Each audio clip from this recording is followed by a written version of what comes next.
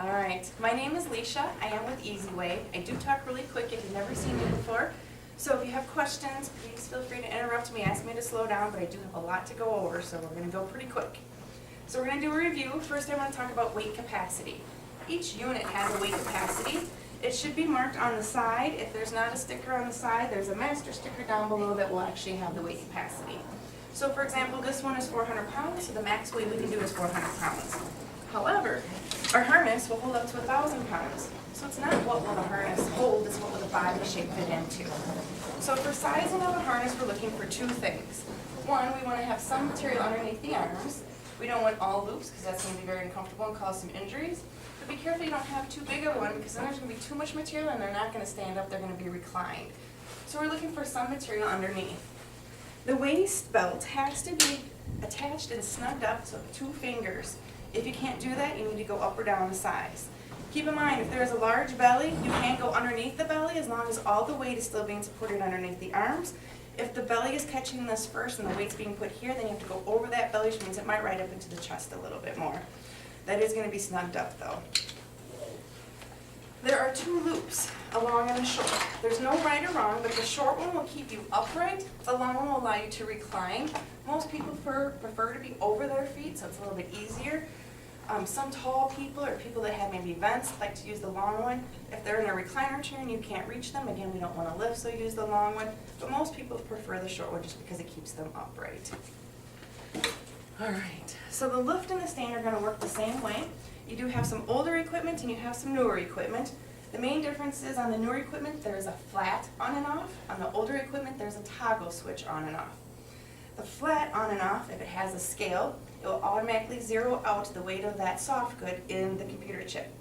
If it's a toggle switch, you have to hang and zero out that sling or soft good, okay? So the on-off button is the same button. If you do forget to turn it off, it will turn itself off 20 minutes later so that it will save on your battery life. You will see a battery indicator, which is kind of like your car gas gauge. So when it's at F, means your battery is full, and then as that battery gets used up, it will say change batteries. If you ignore that first message, it'll let you do about 5 more lifts, and then it will say swap battery. Now if you have ignored that second message, it will eventually power down and it will say emergency stop. So I get a lot of phone calls that my emergency stop is broke. If you ever see that, check the emergency stop. Maybe somebody accidentally engaged it. There's arrows on the top to say to twist it, and that will pop up. If it's popped up and it still says your emergency stop, it just means you have to swap the battery with one in a charger. The key to batteries, to get the longest life out of your batteries as you can, is you have to let each battery charge for a minimum of 6 hours. The way we come into problems is, let's say because you have old equipment and new equipment, let's say you have an old straggler battery hanging around. Each unit has 2 batteries, so let's say that the one in the unit is good, but let's say the one in the charger is bad. So I do my 3 hours worth of work, but my battery's now gone, so I go get the other one. That's the bad one. I put it in here and I only can do a half hour's worth of work because now all of a sudden that bad battery is dead already. So what do? I go back to steal that good battery and just put it in there a half hour ago. Problem is that battery's only charged for a half hour, so that one's not going to last very long, and then the problem is you're going to start creating that good battery to go bad because it never can fully charge. So if you have an issue with batteries, we have a battery tester, so you can test all of them and throw all those old ones out. If you feel one that's hot to the touch, that definitely needs to get out of there. But if you notice that you're not having a lot of length of time in your batteries, try a little system to mark your batteries, put this in there at 1 o'clock so the next staff member that comes up does not take that for 6 hours. So do try to make sure that you're allowing those batteries to charge 6 hours at a time. 3 ways that you can raise and lower it. You have your words on your faceplate. Say up and down, you can just push them. Corresponding with those are the side tabs. What's nice about the side tabs is if I'm going to a bed and I see my bottom's not going to clear, I can just rock my thumb forward as I'm actually walking so that I can raise and lower it while I'm in motion, so I can do 2 things at once. That means these side tabs will only work if you push them away from yourself. If you pull in the other direction, they will not do anything. Third option is your hand control. This allows you to be over here by your person so that you're not stuck behind the unit. They have magnets so you can park it for easy access. This is not electrical. This is pneumatic, so it's air in here. Purpose for that is if you drop it into a sink or a toilet, it will not hurt you or the equipment. But because of the air, there is a delay from when you hit the button to when it responds. I tell you that because if you're impatient and you push harder with your fingertip, and if you have fingernails, this is rubber, so you're going to eventually crack that. And because it's air, the air will seep out and it will not work. So if you're inpatient, try to use a flat finger instead of a fingertip, just so if you push harder, it doesn't puncture that, okay? All are independent though, so if this one does break, you will have the other two options to use. Emergency stop is just if you are working with a partner and you see something's wrong, you can quickly react and stop the equipment from operating instead of trying to talk to your partner, twist it, and it will pop up. Now our equipment is made out of steel from top to bottom. Do not ever try to tip the units, you will get hurt. If something ever happens, there are emergency downs on them. If they've never been used before, you might have to pump them or prime them a couple times. It doesn't work so well without a body in here, but once there's weight in here, if you lift up, we'll do it when we're in there, the weight of the body will slowly come down until you let go. So again, this only lifts up about a ½ inch. You might have to get it started and then it will slowly come down. Once the bottom touches, you might have to push a little bit more just to get a little bit of slack so that you can unhook. That's your emergency down. All right, any of you have ever used any other equipment? There are a couple rules that are different with Easy Way. One is this lever we can spread to accommodate our equipment. It has nothing to do with stability. So we can have that in the wide position, we can have that in the narrow position, and it's just as safe. What it's for is to get around your equipment, wheelchairs, furniture, etc. Any position at any time is fine. Why that comes into effect is very important to us, is I'm going to take a minute and go to the full body lift, is normally we do what we call the front load, which is actually facing the person with our unit. But let's use our imagination and pretend that this is a bariatric wheelchair, so it's really wide. So let's say when I come up to that bariatric wheelchair, this is about as close as I can get, and now I'm wedged. So I can't get any further because there's no more room to go around. Here's where this green nose is. If I were to take a piece of yarn or a scarf and tie it to this and do a pendulum swing, where my hand is where that bottom's going to end up. So you can see my bottom is going to end up here. I need my bottom to end up here. What I see is people grabbing those handles and just doing a pull. It's not going to eliminate your problem. All you're going to try to do is pull the lift onto your person because it can't go any closer because it's wedged around this wide chair. That's when I want you to stop. And if you notice that you can't get your bottom where you need it to be, you need to stop and try a different approach. So maybe with that bariatric wheelchair, we pull it back, and instead of spanning around it, we're going to close up those legs and go through the middle of that bariatric wheelchair. If that doesn't work, then maybe we're going to do an angle. And again, if we can't span around it, we maybe have to go through it. If you go through a chair, you just have to be able to have the lift shimmy and shake a little bit. You cannot have it wedged. If you can't do the angle, then maybe you need to do a side transfer. Another great example is Broda chairs. Broda chairs are really wide, so when you try to come from the side and span around them, it still doesn't work sometimes. Again, maybe it will work better if you bring it back, close it up, and go through the middle of that chair.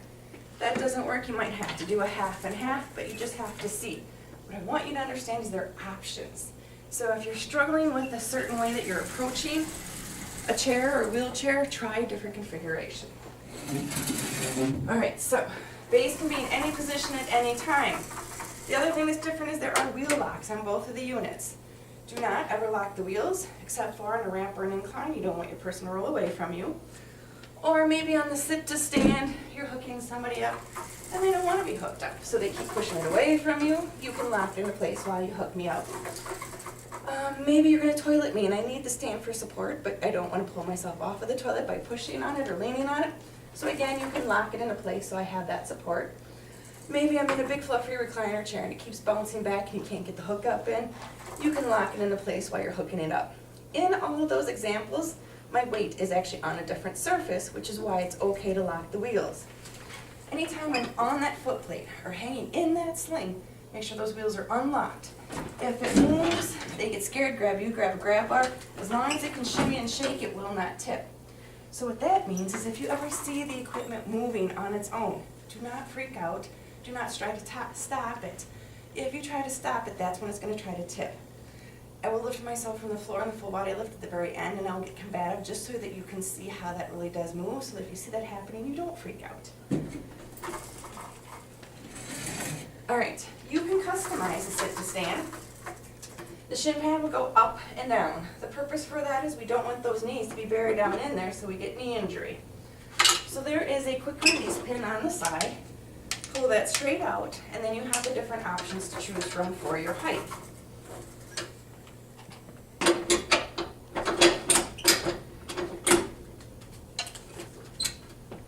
you have toes that get scrunched up on the back of the base, or you feel they're really close to the other end of the foot plate, the lower pull pin will allow you to bring this shin pad back and forth. You have 3 adjustments you can pick from.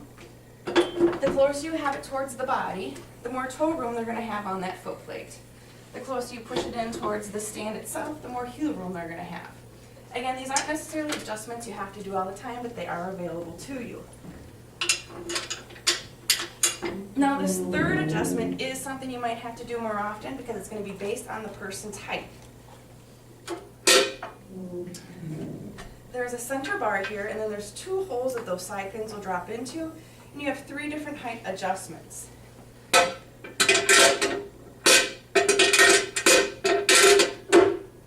If you have a shorter person and you have that low to the ground, what most likely will happen with that shorter person is as we go from sitting to standing, they come off of their heels, so then they're on their tippy toes. This is a sit to stand. If they can't stand, it's not helping them. Pulling them by the arms so they're on their tippy toes isn't going to be productive for them. No, So if you ever see that those heels are up, lower them back down until those heels touch, and then make a note in the care plan that it works better to raise that foot plate up. Now, I don't know if you guys are new, older, or what, but I will tell you that I spent about 10 minutes cleaning this guy, and this is one of your newest stands, and it was disgusting. The reason why I bring that up is state survey this year, not having a whole lot of things to write up on, so they are focusing on infectious control. So I did get this one pretty clean.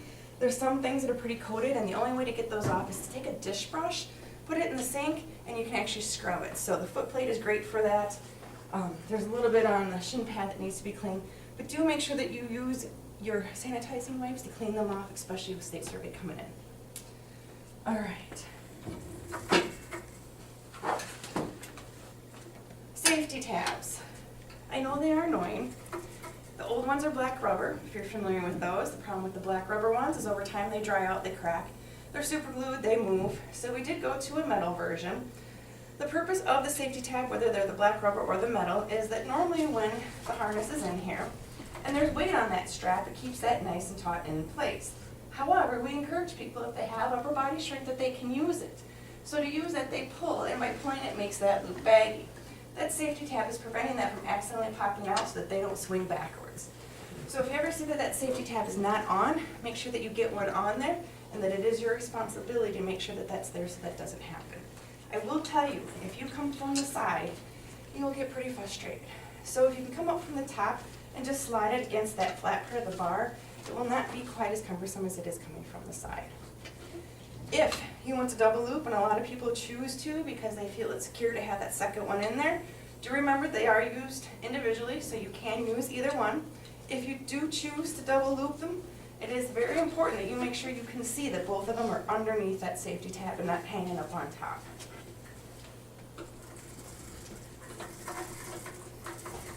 All right, who would like to be my first model? I'm gonna need 2 eventually. I will. Come on up.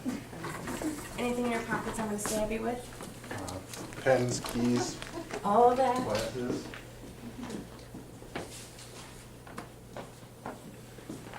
Have a seat in my pretend chair. So I ask that when you hook somebody up, keep the stand away. Go ahead and get the harness on them without the stand in your way. Goes behind the back, underneath the arms. Always have to attach that waist strap. Now the reason why I wanted to attach that before I have the stand up is I was at a facility who had a lot of bruising on their arms, and it took me forever to figure out what was going on, so I finally just stood there for a day and watched them. They would bring the stand up first, then lean the person forward, and then have their arms all the way around where they kept hitting them, even though these were padded on all of the stands. So that's where they were getting all the bruises. Alright, so you're tall. I think I might have it set up okay. Feet on the black stripes if you can. Now I'm just going to make sure that those knees are equal to and above. Shin strap. Now originally I think it was decided it was optional. Is that correct? But now we're going to make it mandatory. If it's here, you're going to use it. So we just want to go make sure that we go behind the calves.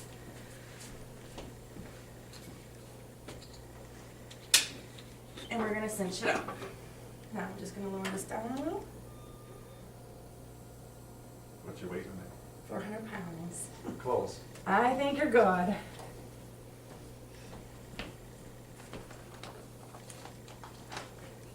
Now, if you can hold on to my grips, if not, no big deal. Two most important things about the sit to stand. Make sure that safety tab is on and your loop is underneath. Second thing is this waist belt. When we go from sitting to standing, we stretch. That waist belt is gonna get baggy. If I do not snug that up and he decides to get combative on me, he will come out. If you have snugged that up to 2 fingers, he can do whatever he wants to do and he's not gonna come out of there. We've tested it. But it is very important that you snug that up to 2 fingers. I'm not going to it first, just so you can see how baggy it actually does get. Kind of relax back into it, so it pick you up a little bit on an angle. There you go. So see how baggy that got? If he decided to get combative, he would come out. So all we're gonna do is just snug that up. Now you can tell he's bearing weight because he's coming up in a nice straight line. However, most people are more in this position, right? Okay. A couple things we can do. You have actually a seat strap in here. Has anybody used your seat strap? Nope. Okay. You have this, so this is what I'm going to go over with you. If you ever buy new harnesses, there are harnesses that have a rubber backing, so it grips a little bit better, so it doesn't allow the person to kind of give out as much. That could be another option you go to. But we're going to go ahead and set you down and review that seat strap. So why would we want to use the seat strap? Maybe somebody just doesn't bear a lot of weight. Maybe during the day he's fine, but at night he's tired and he doesn't have as much strength.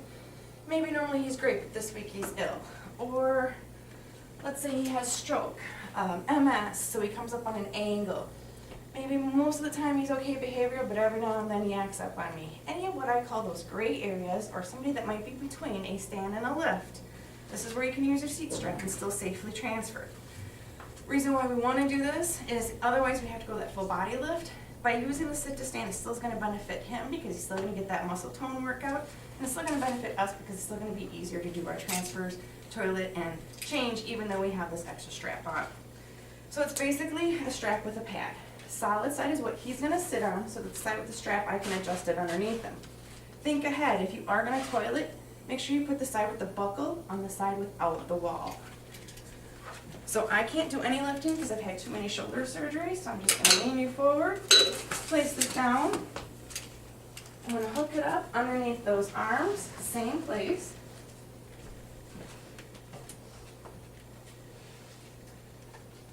So I'm going to try to get out of the way so people can see. So what I'm going to do is I'm just going to lift him up a little bit so that I can shimmy this underneath his hips. I'm not going underneath this thigh. I don't want to go too far off on the edge of this bottom. I just want to go literally right underneath those hips, and then I'm going to set him back down. Now the whole key is to adjust it. If it's too long, he's still going to hang. If it's too short, he's going to be lifted like this. So we want it in between. Here's a nice guide, is this main harness. I'm going to wait till this gets nice and taut, and it's just going to pop his shoulder up a little bit. Taut, and now it just started to pop his shoulder. Now I have a reference point, so I'm going to grab that strap. I'm going to pull all that excess through from the other side, snug it up. Now go ahead and give out on me.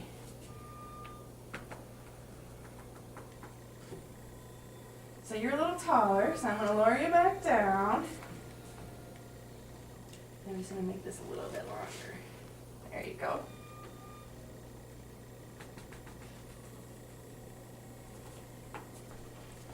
So you can clear your surface and go. If they have a little bit more ability, we can go up higher. It just depends on what that person's condition is.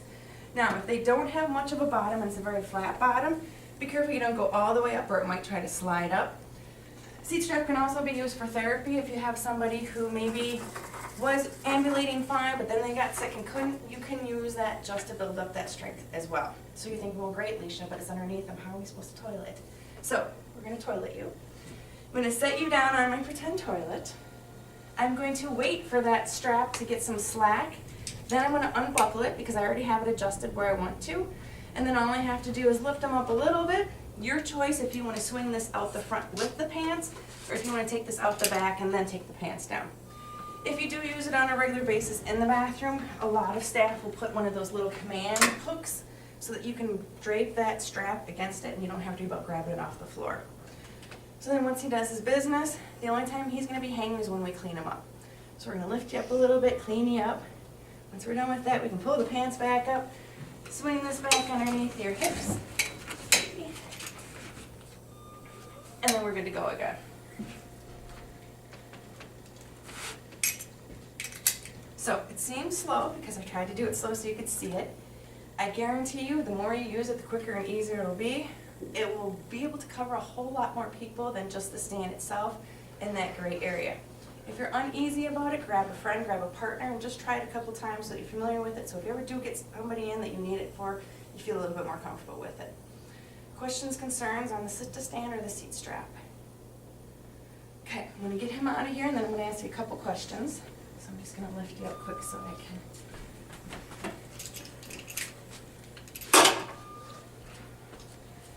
So what happens now if my seat strap or my harness is dirty? What would I do? Okay. So the seat strap is vinyl, so I can take my cavi wipes and go ahead and clean this down, strap it off. This, because it's canvas, if that gets soiled, then I might have to actually launder it.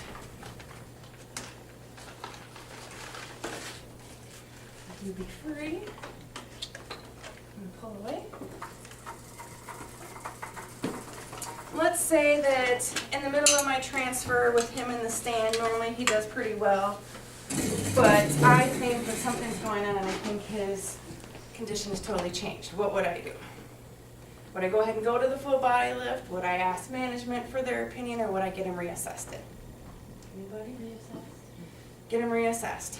Your therapy, I understand, does your assessment, so if you're concerned about how they're doing, if they're in the sit-to-stand, you can add that seat strap. If you're not sure, then go ahead and have them reassessed. Don't forget to wipe down your units though, especially with state surveys possibly coming soon. This is a little piece that gets lost, so make sure you put that in right away so it's ready to go for the next person. Any other questions or concerns about the sit-to-stand? Everybody feel good with it? Anybody learn anything new on it? All right.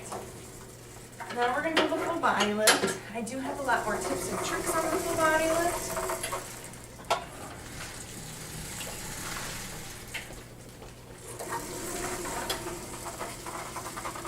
So it's going to operate the same way as far as the controls. We went over the base, how you have all the different configuration options. The bigger problem with the full body lift is sizing and understanding how to work with the lift and not against it. So how many different styles do you guys have in house? You have this one that crisscrosses between the legs, correct? Mm-hmm. That's not all, isn't You don't have that basket one? Or maybe you're not using it? it? Do you have the solid basket or the one that makes a basket? Some of each, I think. Okay, I don't have the other one. So, if nobody's seen this one before, this is the hourglass. This one is the only thing that you cannot get on and off in a chair. So once you get them into a chair, it stays underneath them. Comes with or without a toileting hole. I really like the toileting hole, even though I'm not going to toilet them with it, just because it gives the bottom a little place to catch. So if they have no body or muscle control at all, they don't slide as much. I also like the mesh if I'm going to leave it underneath them, just because it breathes a little bit better, but there's no right or wrong. Just keep in mind that if you are going to leave that then on in a chair, make sure that you try to tuck your loop somewhere so it doesn't get caught up in the wheels and then rip your sling. Why would I want to use this version of a sling? Maybe I'm a double amputee, maybe a single amputee above the knee. Maybe I carry all my weight in my hips and in my legs, so I'm kind of lower heavy. And in that crisscross sling, it's more ends up being like a rock mountain climbing gear than it actually is a sling. Maybe I have a fused hip, rod in the spine. Any of those secondary issues, more of a basket style might work than that crisscross. Alright, this is the most popular sling. It is designed so that you can get it on and off in a chair, and it is designed that the bottom peeks through so that if you did want to lift them bare bottom and toilet, you could. Some people are scared when they see that bottom peeking through and they try to push that underneath the bottom so they sit on it. Do not do that, because then you're going to keep sharing that skin as you pull it in and out. And I've even seen people tip wheelchairs trying to push that under. So it's designed that this center horseshoe seam, line it up with the tailbone, or in theory, as long as that touches the bottom of the chair, that's where the tailbone should be. Keep in mind that if you have that tight-fitting wheelchair, you bend at the waist, not at the tailbone. So when you bend me forward, sometimes it's going to get hooked on that waist. And what happens then are two things. One, you can see my hip is exposed, right? So it's really not going to support my weight, and I could slide out of it because it's going to be at my waist. Two, don't have very much sling material, this is a large sling, so I should have lots of material. Watch when I pull this down so it's properly positioned, how much more sling material I just got. So make sure that those hips are covered, but I'm not actually sitting on the sling. Now, you can either just crisscross your sling legs. I personally like to feed it through that bottom loop. Just lays a lot flatter, so if you do have somebody with sensitive skin, this doesn't bunch up quite as much. There are going to be 3 loops on your legs, 3 loops on your shoulders. There is no right or wrong, but think about what you're doing and make it easy on yourself. So we can put the body in a sitting position, we can recline the back to 2 different angles, we can bring the hips up to 2 different angles, or we can almost be supine with a slight bend at the waist. If we're going to go to a chair, don't have them laying down, it's going to be a lot more work to get them upright. I generally will always do the sitting position except for a double amputee because I don't want them to feel like they're top heavy and coming forward. So that double amputee, I'll actually raise those hips up one just to kind of rock that weight back. Or if I'm really, really tall, I don't want them to feel like they're eating that hook up. So that tall person, I will recline once just to give them some head clearance. Be careful not to recline too much for a really heavy person because it's going to be a lot more work to get them back upright again. A trick for the sitting position, long loop on the legs, they both start with the letter L.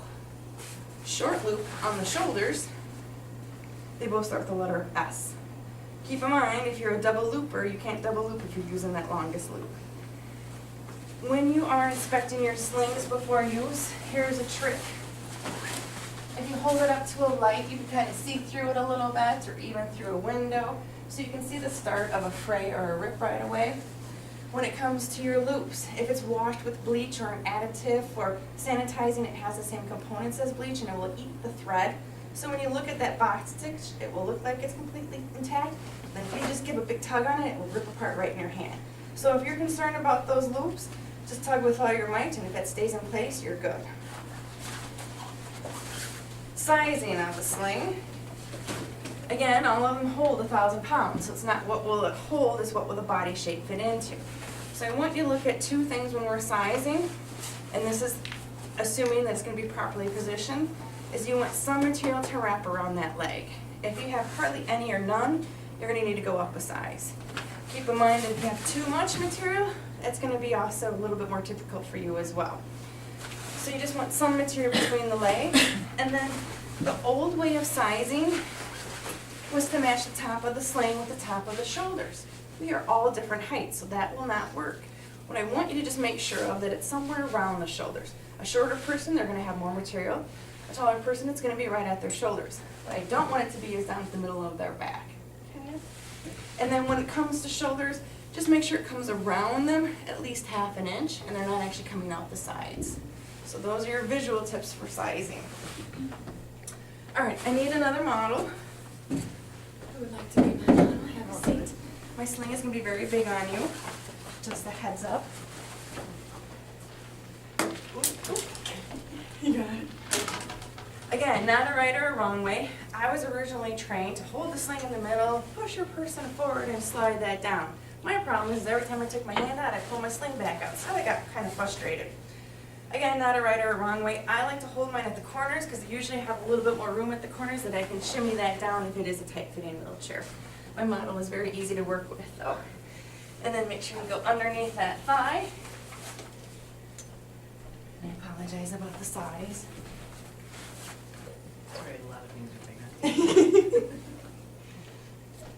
All right, so I'm going to try to be dramatic a couple times. This is going to be one of them. I'm going to purposely keep the lift back away from her so that I can show you how it will self-balance. But if you have a mover and a shaker, go ahead and keep it back and just be concerned about hooking up your legs first. Since again, that mover and a shaker, I'm not sure what's going to be happening. Then that way it keeps everything back until I'm ready to come up to the shoulders. And because we never lock our wheels, then I can pull it closer when I'm ready.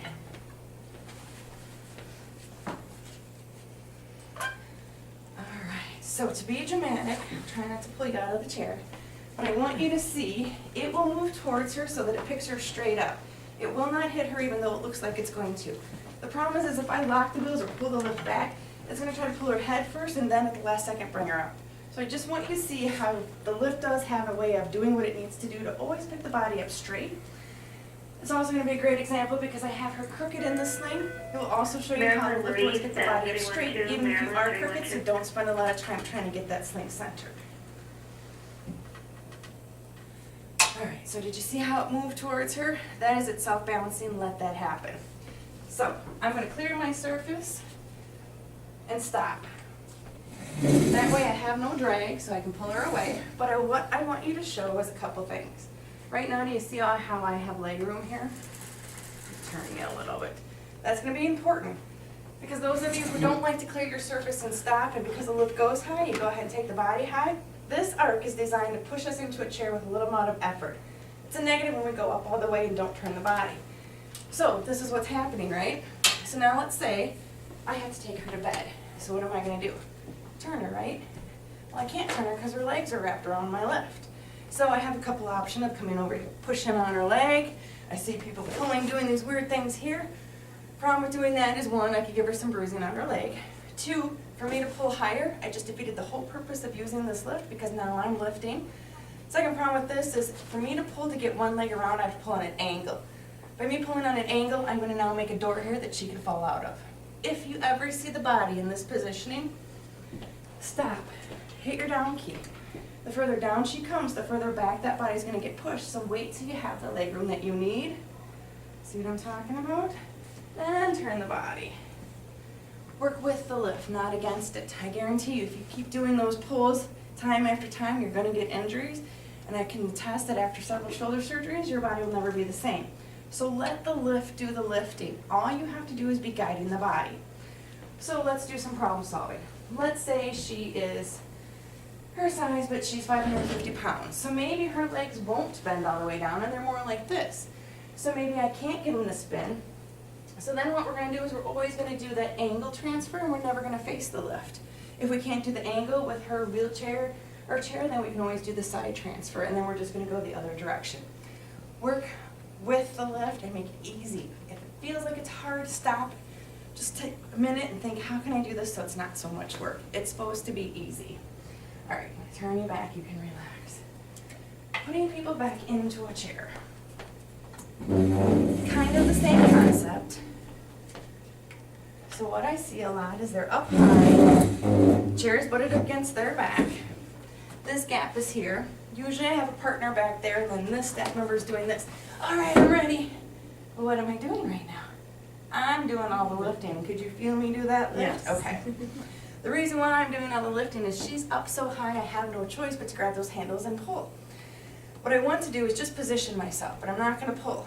All I want to do is wait for my partner to hit that down key, and at the very last second I'm going to do a curl, and then I'm going to go down with her body weight, so I'm actually working with her weight. The only goal I have is to pivot that bottom into that corner. So we're going to go ahead and pretend I have a partner there. Oh, sorry, forgot to tell you one more thing. Don't have that chair butted up against them. Have a hand's width, have a space here.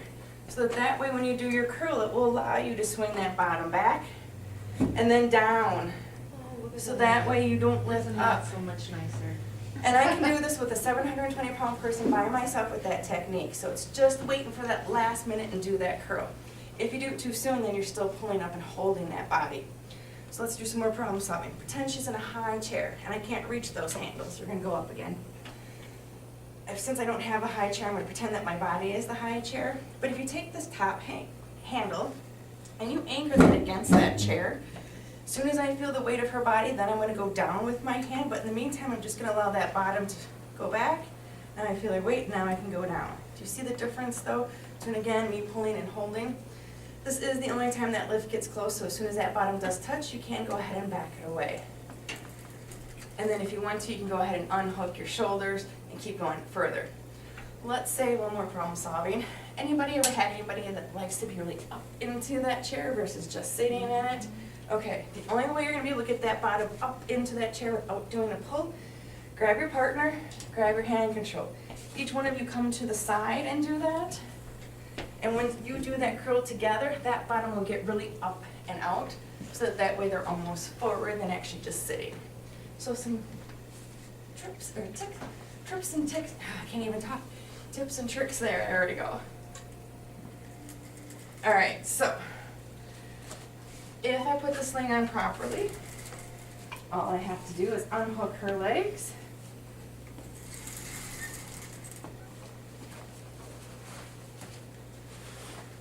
Lean her forward and it pops right out. Thank you for being my mom. You're welcome. But could you also feel, as the person in it, the difference between the pull and the hold and then just the, Yep. and was it less scary, less movement? Yeah. So try that a couple times just to see. Now I do know that the larger people are harder if they're reclined, but if there's not a reason why they're reclined, then stop reclining and put them more upright and then it will be just that curling down. Alright, so if you can't see, feel free to stand up. We're gonna do some stuff on the ground here. Floor falls, log rolling to get your sling on. Floor falls, we're gonna have our boom all the way down. Open up the legs if you're able to. So, I get a lot of complaints that people end up really off-center when they're log rolling in bed, so they spend a lot of time log rolling. If you have that problem, you can try this trick. It will get the sling centered first try. Fold your sling in half so that your handles are on the outside. By doing that, we've created a tailbone spot to match up. We've also created a spine to match up with. So again, feel free to stand up if you can't see.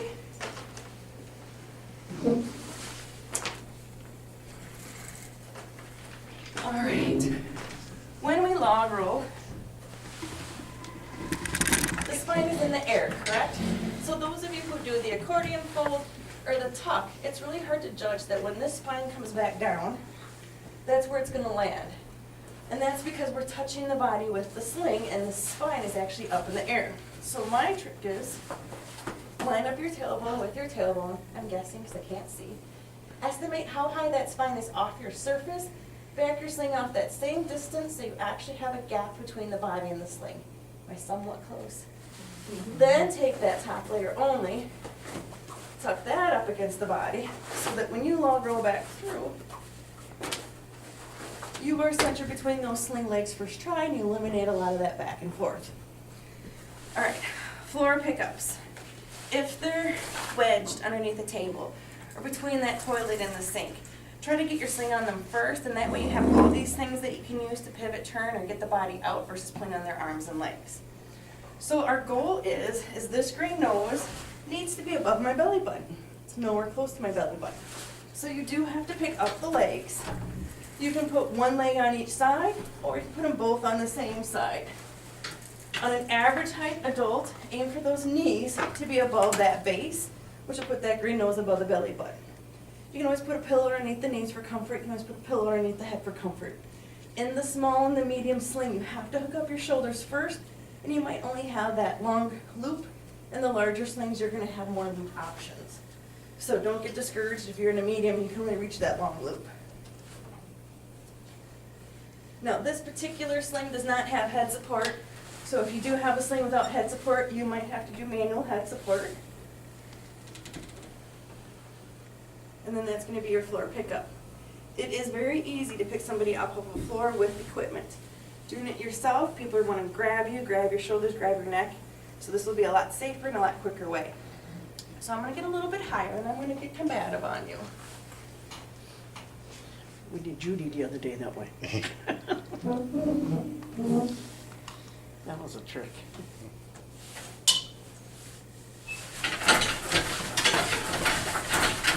So see how it moves around? Please don't freak out and try to stop it. Just try to take a step back, let it do its thing to even itself out. If you try to stop that or resist it, it's just going to keep fighting against you.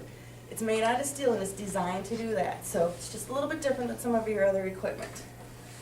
Now I'm going to go over a couple tips and tricks since I'm in here. Anybody ever have to lift, spread the legs apart for maybe intimate cleaning, Foley's catheters, backs, bedpans? Anybody ever have to lift and spread the legs? No? Okay, well I'm going to give you a tip anyways. No, but I could have used that. It's really nice for especially larger legs. So I'm in bed, which is why I'm now facing this way. Sling's underneath me. We have center points here that are stationary versus the movable ones. The movable ones will always even out, so if we get the body crooked and the sling will still pick the body up straight. But now I don't want it to move, I want it to be stationary, so I'm going to hook up to those two center points. I'm not going to hook up the shoulders and I'm not going to go all the way, you're going to get the idea. But it will naturally lift, spread, and hold the legs apart. So if you need to do Foley catheter cleaning, back, bedpans, you have a way to do that so that you're not having that 2 or 3 staff members holding each leg apart, especially if somebody's fighting against you. Limb lifting, whether it be an arm or a leg, you can even do it for a pannus. Just because you don't have the limb lifting strap doesn't mean that you can't do it with your regular sling. You just kind of have to make a strap out of it. I'm just going to kind of fold it so that it's like a strap. Again, 2 center hooks. So let's pretend I have a heel wound and you have to do some heel care twice a day to me. Hook up your loops there. And because it's going to be heel, I have it up higher. If I wanted to work on my thigh, I can move it down lower. If you don't want to work over the bed, pull the lift off to the side, it will pull the leg off to the side. If you still can't get the height that you want, work with the bed height as well as this height to get the height that you want. But again, you can lift a leg, you can lift an arm, you can lift a pannus. But what I'm trying to get you to understand is it's not just for transferring from point A to B. Anytime you need to lift, hold, support a body or body part, in theory, you should be able to use your equipment for most of that. So I just want to make sure you're utilizing some of those things. So as you're doing your daily tasks, if you notice something that you're doing a lot of holding in some awkward position, think about if there's some way that you could use your equipment for that purpose instead. Questions, concerns? I went really fast. Everybody feel good? Anybody learn anything new on the full body lift? All right. As you're going through your daily stuff, if you come into a situation that you're struggling with, my services are free of charge. Just let management know and I can come out and try to help problem solve. If you have any other specific questions, feel free to always call my cell phone and I can always talk as well. I got one question. Yes. Just so, kind of what we went over about the straps and what to look for on wear if something is compromised and if they should pull it out of service or not, if they have a question. Good point. So the question was, how do we know when the loop is frayed enough? You can kind of see, and put it on each person, there's kind of like sections, so you see those sections. That first section, once it's completely frayed, then you want to replace it. So you kind of see those first sections. If it gets past that, then we want to make sure we replace it. So right now, this we consider good because it's not past that first section. You kind of see the sections here. Once that were to get past that, then we have to replace it, but right now it's technically still good. That makes sense? That first section, it's still working its way there, but it's not actually through that first section. And we check these monthly, if you all don't know that, Yeah. and go through them, and we do look at the So straps First too. section there, see how it's But starting? if you notice the Yeah. strap is Once it gets through that maybe first section, then compromised, it's it wouldn't replaced. be bad It's idea just to wearing the hey, look sides at right it, now. take it to the DON. Slings too, or? Yeah, just- every one of them, yep. If you have a question, just take it to DON or ask somebody else or even ask us if you think it's compromised. And it's better to pull it and use a different one than Yeah. use one that you think would make it compromised. Yeah, if you're unsure, always err on the side of caution. And then remember, clean your equipment as well. Okay? Thank you very much for your time, I appreciate it. Make sure you sign the top of your competency quiz, make sure you sign the sign-in, and that's all you have to do. Easy breezy. We did it You're together. good. Everybody We did it passes. together, yep.